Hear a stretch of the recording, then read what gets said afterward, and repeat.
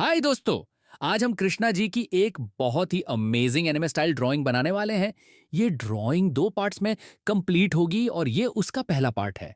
इस पार्ट में हम कृष्णा जी की आउटलाइन तैयार करेंगे। ड्राइंग को आसान बनाने के लिए मैं ओवल मेथड का यूज कर रहा हूँ।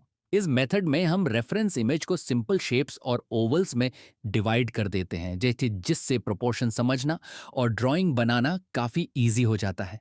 तो बिना किसी देरी के चलिए शुरू करते हैं और step by step Krishna ji की ब्यूटीफुल आउटलाइन तैयार करते हैं।